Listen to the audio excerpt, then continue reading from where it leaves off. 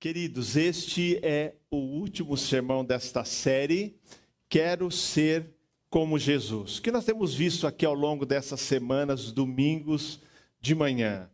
Que a vontade de Deus para o seu povo é que o seu povo, cada cristão, seja mais parecido com Jesus na sua forma de agir, de reagir, e de pensar, de sentir. Então, temos visto aqui como é que Jesus agia, como que ele reagia, como que ele pensava. E todos nós somos chamados, segundo Paulo diz aos Romanos, para sermos transformados à imagem do seu Filho. É algo extraordinário, desafiador, que só é possível no poder do Espírito Santo. Quando nós olhamos para os evangelhos e a vida de Jesus, seu ministério, nós encontramos ensinos, ministério de Jesus, encontramos milagres, mas há um texto bíblico, um único texto bíblico, em que o coração de Jesus é revelado.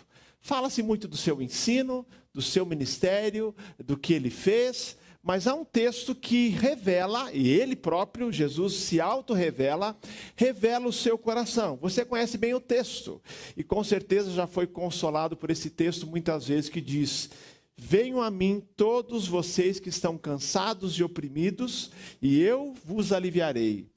Tomem sobre vocês o meu jugo e aprendam de mim, porque sou manso e humilde de coração, e vocês acharão descanso para a sua alma, porque o meu jugo é suave e o meu fardo é leve. Mas vejam só a expressão que Jesus usa: venham a mim, aprendam de mim, porque sou manso e humilde de coração. Hoje eu quero falar sobre nós seguirmos a Jesus, seguirmos o exemplo de Jesus na humildade.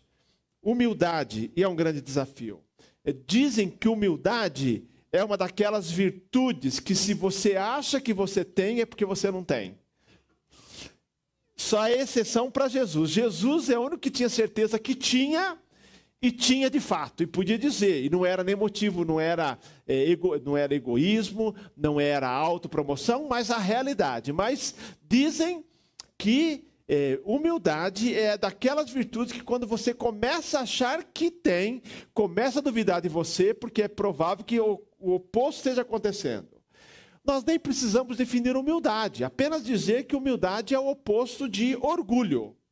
Queridos, essa é uma virtude tipicamente cristã, essencialmente cristã. Os gregos, antes do Novo Testamento, sequer tinham uma palavra para definir humildade. Não fazia parte do vocabulário do grego comum do tempo de Jesus, o grego koiné, ou mesmo o grego clássico. Não existia uma palavra para definir o que era humildade. Humildade nunca foi para os gregos uma virtude desejada, e nem é hoje ainda pelas nações. A ideia de humildade está ligada, as pessoas pensam, à fraqueza. Se você for humilde, vão passar por você como um trator. Mas Paulo apresenta a humildade como sendo uma virtude desejada em nós, uma virtude tipicamente cristã, e a virtude que definia Jesus. E nós vamos ler um texto de Paulo hoje que fala exatamente disso. Para o cristianismo, humildade é fundamental. É fundamental. Porque, como diz o Steven Lawson, ele diz que nós somos chamados para sermos ovelhas e não pavões. No cristianismo é isso. Pavão, a gente conhece a história, pavão é que mostra e tenta mostrar até o que não é. Mas nós somos chamados para sermos ovelhas e não pavões. E hoje eu quero ler com vocês Filipenses capítulo 2. Eu quero convidar você a abrir. Nós vamos ler esse texto em duas partes. Filipenses 2, de 1 a 11, mas eu vou ler os primeiros 5 versículos, em que Paulo fala de Jesus, nos apresentando Jesus como o supremo exemplo de humildade. Filipenses capítulo 2, a partir do verso 1, e eu leio agora até o verso 5, você pode acompanhar comigo. Olha o que diz o texto. É um texto, queridos, que é um apelo à humildade, apresentando o exemplo de Jesus. Paulo diz o seguinte: portanto, se existe alguma exortação em Cristo, alguma consolação de amor, alguma comunhão do Espírito, se há profundo afeto e sentimento de compaixão, então completem a minha alegria, tendo o mesmo modo de pensar, tendo o mesmo amor e sendo unidos de alma e mente. Não façam nada por interesse pessoal ou vaidade, mas por humildade, cada um considerando os outros superiores a si mesmo, não tendo em vista somente os seus próprios interesses, mas também os dos outros. Tenham entre vocês o mesmo modo de pensar de Cristo Jesus. Amém, queridos? Essa é a primeira parte do texto, que é um apelo à humildade. Quando ele diz, tende entre vocês o mesmo modo de pensar, a expressão é melhor traduzido como tenham a mesma atitude. Então, queria que você guardasse essa expressão, porque parece que modo de pensar é algo apenas aqui da cabeça. Não, não. É algo, uma mudança de mentalidade que leva à ação. Tenham a mesma atitude, o mesmo comportamento de Jesus. E ele, então, faz um apelo à humildade aos filipenses, apresentando Jesus como nosso supremo modelo. Mas ele começa falando um pouquinho, explorando o que nós já temos em Cristo, em Deus e por meio do Espírito. Ele fala aqui, olha, ele fala se há alguma exortação em Cristo. Isso é, a palavra é encorajamento. O se não é dúvida, é um estilo linguístico de Paulo que pode ser traduzido da seguinte maneira, já que, tá? Não é se, é para dizer assim, olha, comprovem pela prática aquilo que você já tem como dom de Deus. Então, se vocês, ele diria, se vocês têm, e vocês de fato têm, ajam assim. Então, pode traduzir como já que vocês têm o encorajamento em Cristo, e todos nós precisamos de encorajamento. Jesus está dizendo o seguinte, já que Jesus permanece ao seu lado, te animando o tempo todo, já que existe consolação de amor, já que Jesus está ao seu lado, trazendo alívio quando você se sente atemorizado, já que existe comunhão do Espírito, isso é, já que o Espírito Santo habita na sua vida e você vive a sua vida em parceria com o Espírito, ele é o outro consolador, como disse Jesus, que está ao seu lado.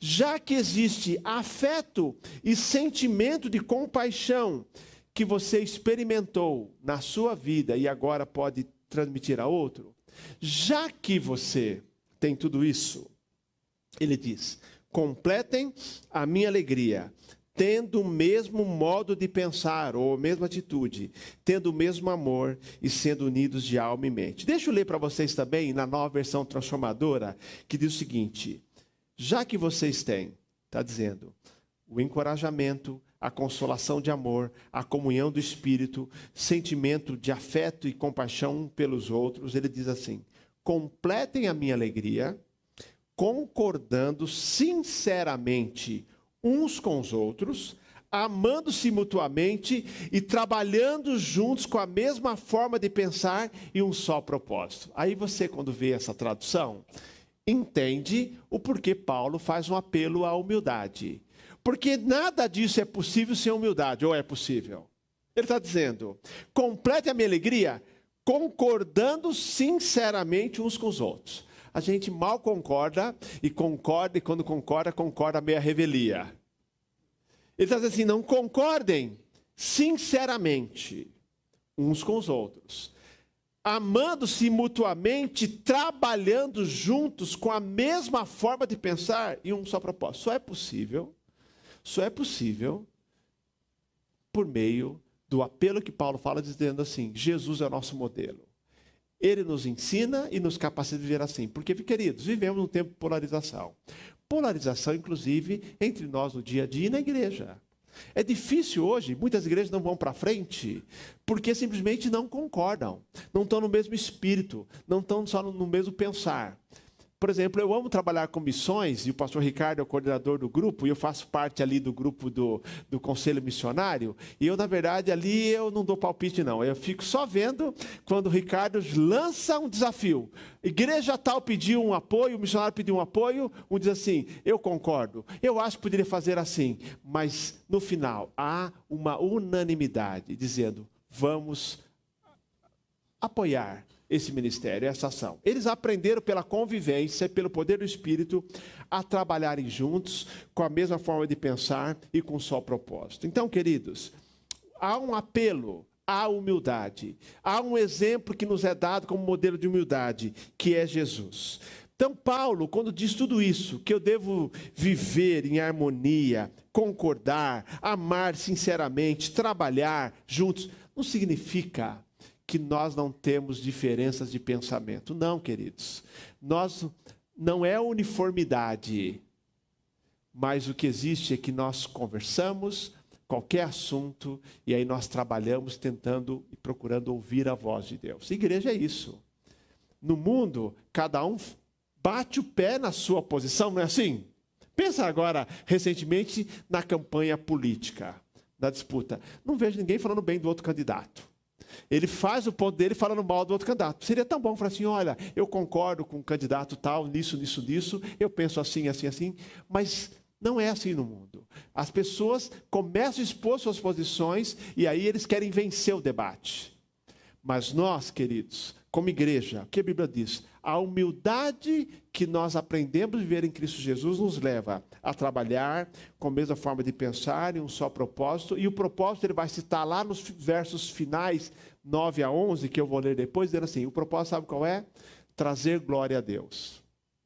Jesus viveu para trazer glória a Deus. E nós somos chamados para tudo que fizermos trazer a máxima glória para Deus. John Piper diz isso, que nós somos criados para, por meio da nossa vida, trazer a maior glória para Deus. Quanto mais glória trouxermos para Deus, mais estamos cumprindo a nossa missão. Mas Paulo faz essa introdução, e aí ele prossegue dizendo um pouquinho sobre o exemplo de Jesus. Ele vai citando aqui o exemplo de Jesus. Por exemplo, verso 3, e o que ele nos ensina?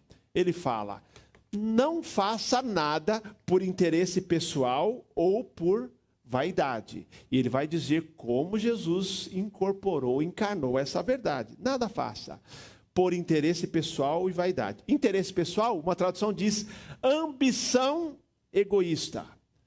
E novamente a política nos ajuda. Essa palavra no grego, eritheia, da raiz eritheia, sabe o que significava no tempo de Paulo? Propaganda eleitoral. Olha que interessante. Os gregos são o povo mais político. Havia a República de Platão, havia toda uma consciência política entre os gregos. Então, essa era uma expressão que foi cunhada, foi criada para falar de propaganda eleitoral, ou mais ainda, até aí parece neutro, ou intrigas para conquistar um cargo. Olha que interessante. Essa palavra, antes dos tempos do Novo Testamento, só aparece em Aristóteles, que denota lá nos escritos de Aristóteles, uma busca egoísta de um cargo político por meios injustos. Acho que Aristóteles conhecia o Brasil.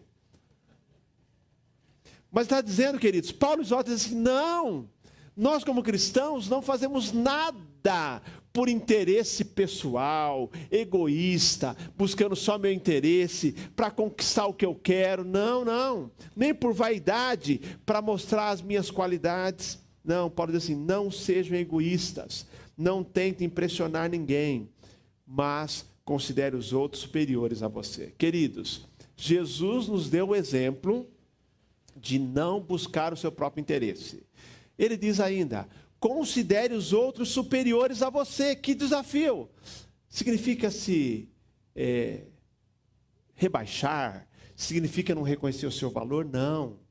Mas é reconhecer o valor do outro. E saber que você pode aprender muito com o outro. Uma das principais causas, fontes de infelicidade, é nós o tempo todo estarmos preocupados em sermos aceitos, reconhecidos, valorizados. Isso nos faz sofrer. Ele diz, não, olhe para o outro e fala assim, o que eu posso aprender com o outro? Queridos, eu tenho vários amigos que eu admiro e eu procuro conviver com eles. E eu digo a você, conviva com pessoas que façam você crescer, viu gente? Convida com pessoas com quem você aprenda. E eu admiro, caminho com Ebenezer Bittencourt há 20 anos. Ebenezer Bittencourt, sempre que ele encontra alguém, ele procura aprender com aquela pessoa. Ele pergunta para aquela pessoa, com o que você trabalha? O que você faz? Ele olha para o outro e ele fala assim, eu posso aprender dessa pessoa. É por isso que ele tem ao seu entorno as melhores cabeças. Porque ele vai perguntando para o outro, o que você faz? E tem coisas que às vezes ele sabe até mais que o outro, mas ele fala assim, é possível aprender com aquela pessoa. E ele aprende com aquela pessoa.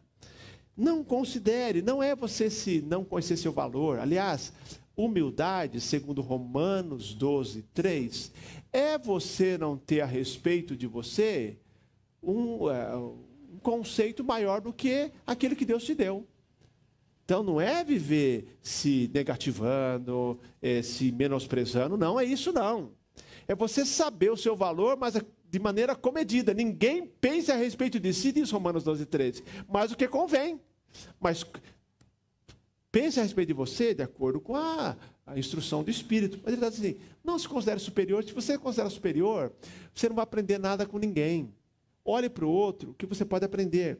E o nosso ego, o tempo todo, quer ser aceito, quer ser reconhecido, quer marcar presença. Mas Paulo fala assim, inverta essa lógica. Aí ele diz, não pense só nas suas necessidades, diz o verso 4. Ou não pense só nos seus interesses. Charles Swindoll diz que o egoísmo é a religião do eu.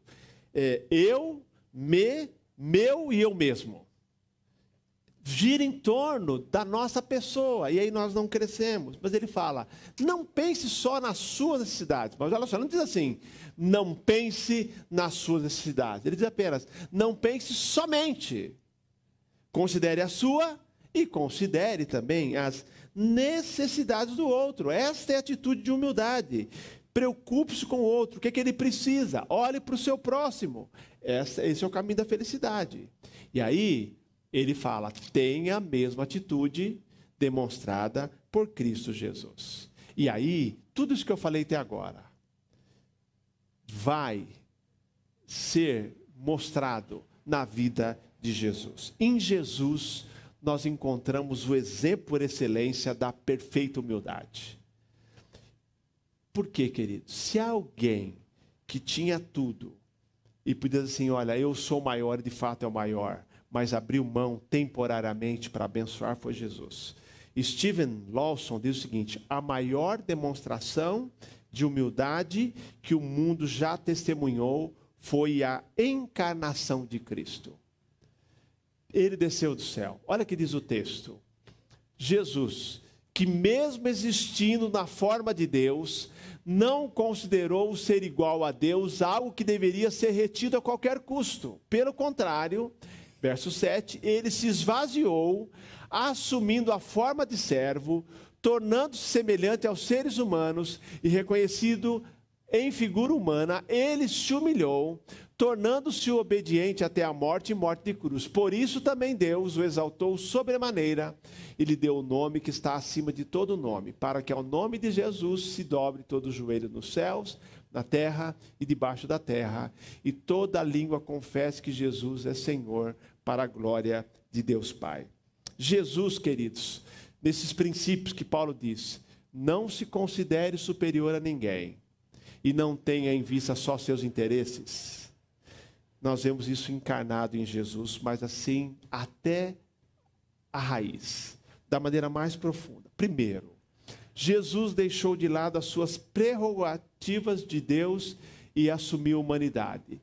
Não é que Jesus abriu mão da sua divindade, ele era plenamente Deus, mas ele abriu mão de exercê-la completamente. Quantas vezes Jesus podia fazer mais milagres, podia resolver todas as questões, mas ele abriu mão dessa prerrogativa, deixou os seus direitos no céu, mas ele não apenas veio viver entre nós, ele decidiu assim, eu vou ser o menor ainda, vou ser servo de todos. Aprendemos semana passada, o Filho do Homem não veio para ser servido, mas para servir e dar a sua vida em resgate de muitos. Queridos, e mais ainda, para quem acha que já foi muito, olha, desce do céu, se torna um ser humano, já era o bastante. Mas não apenas qualquer humano, o menor de todos sendo servo. E mais ainda, aceitou morrer, a pior das mortes, morte de cruz, que era a condenação para os piores dos criminosos. E ele também submeteu isso.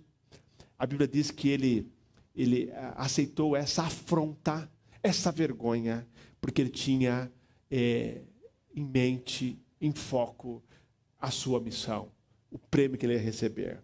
Queridos, esse é nosso Jesus. Quando a gente fala assim, assuma a posição, a atitude de humildade de Jesus, é olhar o que Jesus fez. De Deus se tornou um homem, abrindo mão das suas prerrogativas temporariamente, mas não apenas um homem, um servo, se colocando à disposição de todos, e não apenas isso, morrendo por todos eles.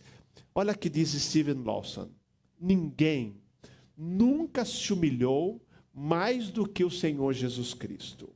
Ninguém nunca começou tão alto e ninguém nunca desceu tão baixo. Ninguém jamais renunciou a tanta coisa quanto ele. Não é verdade, queridos? Ninguém nunca se humilhou mais do que Jesus. E vejam só, ele está dizendo da auto-humilhação. Quando nós falamos aqui de seguirmos Jesus, o seu exemplo de humildade, é exatamente isso. É você voluntariamente abrir mão de alguns direitos, abrir mão de ter razão, parar de achar que é superior, parar de pensar só em você, pensar no outro, mas isso é algo voluntário. Isso não nos violenta, porque é algo voluntário, como Jesus. Jesus sentiu-se plenamente feliz, porque é algo que eu abro mão. Não é você ser humilhado, porque ser humilhado dói, não dói, queridos? É você se auto-humilhar. E aqui humildade, a palavra de maneira positiva, porque para o cristão, humildade é uma virtude positiva, é uma virtude, não é um vício. Queridos, ninguém nunca se humilhou mais do que Jesus Cristo. Ninguém nunca começou tão alto, filho de Deus, próprio Deus, e desceu tão baixo, se tornando alguém que morreu na cruz. Ninguém jamais renunciou a tanta coisa quanto ele, deixou a sua glória. Com base nisso, Paulo diz: tenha a mesma atitude demonstrada por Cristo Jesus. Quando eu refleti sobre esse texto, eu reflito com muita frequência nesse texto, eu fiquei pensando o seguinte: se Jesus se dispôs a assumir essa atitude, posso eu dizer não? Se Jesus se submeteu a isso, eu vou dizer que eu não vou assumir essa posição? Eu devo olhar para o meu mestre e dizer: ele é o meu modelo, e eu vou ser humilde como meu mestre. E aí eu me pergunto, como serão? Não estou perguntando como seriam, porque eu estou partindo do pressuposto que você vai dizer assim: eu quero ser como Jesus na sua humildade.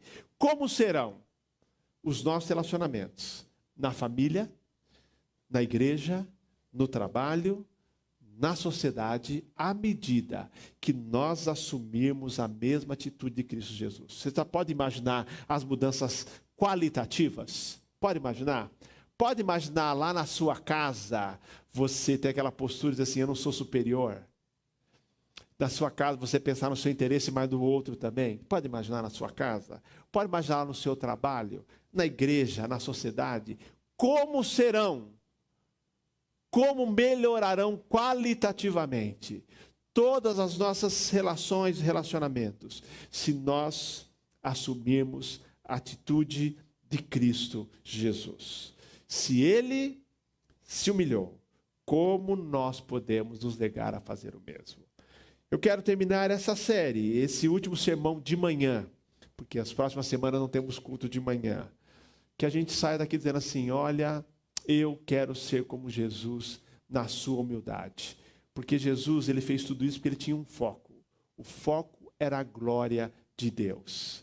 Tanto que ele próprio foi exaltado para a glória de Deus. A Bíblia diz que quem se humilhar será exaltado. Nós não seremos exaltados como Jesus, mas nós também seremos exaltados se assumirmos essa posição. Mas a gente faz isso não para ser exaltado. Nós assumimos a posição de Jesus, porque com isso nós trazemos profunda glória a Deus. Quando Paulo diz, por exemplo, Cristo morreu pelos pecadores, dos quais eu sou o principal, não é jogo de palavras, não. É porque assim ele se sentia, não é verdade? Quando Paulo diz assim: eu sou o menor dos apóstolos, ele não fala isso como apenas para impressionar, ou tentando impressionar. Ele fala porque ele cria nisso. A atitude de humildade é algo que vai entrar em nosso coração. E nós vamos realmente nos sentir assim. humildes, ter essa postura, não com aquela sensação de frustração como alguém nos humilhando. Não, você vai abrir mão, e ao abrir mão de alguma coisa, isso não vai te ofender, vai te fazer muito bem. Você vai olhar porque suas necessidades, mas vai olhar para a do outro também, ter tempo para isso, e vai se sentir feliz, porque nós nos encontramos na nossa verdadeira humanidade quando nós agimos como Cristo Jesus. Queridos, que nós sejamos como Jesus na humildade, que nós sejamos movidos pela humildade para vivermos uma vida que glorifique o seu nome. Queria convidar a equipe que vem à frente. Nós vamos terminar esse culto orando e cantando essa verdade, cantando uma música que fala dessa trajetória de Jesus. Convido você a ficar em pé e que você possa, enquanto canta, orar, dizendo ao Senhor: Senhor, me faz mais parecido com Jesus. Eu quero não buscar só meu interesse, eu não quero me considerar superior a ninguém, eu quero viver como Jesus, porque viver como Jesus abençoa e eu sou abençoado. Vamos orar. Deus de amor, quando olhamos para o nosso Mestre, Ele é o nosso exemplo por excelência do que é viver uma vida de humildade. E nós precisamos, Pai, nós queremos ser humildes lá em casa, lá no trabalho, na vizinhança, na sociedade, na igreja, nos nossos relacionamentos. Nós queremos ser humildes, porque humildade é a virtude por excelência do cristão. Pai querido, nós precisamos ter o Espírito trabalhando em nossa vida, porque nós, naturalmente, somos resistentes à humildade. Mas faz a obra do Teu Espírito em nosso ser, nos tornando mais e mais parecidos com o nosso Mestre Jesus, que abriu mão da sua glória, semelhante aos homens se fez, servo se tornou, e por isso Ele mudou a nossa vida. Nós queremos ser como Jesus, para trazer a plena glória para o Teu nome. É a minha oração, em nome de Jesus, o Teu Filho amado. Amém, Senhor.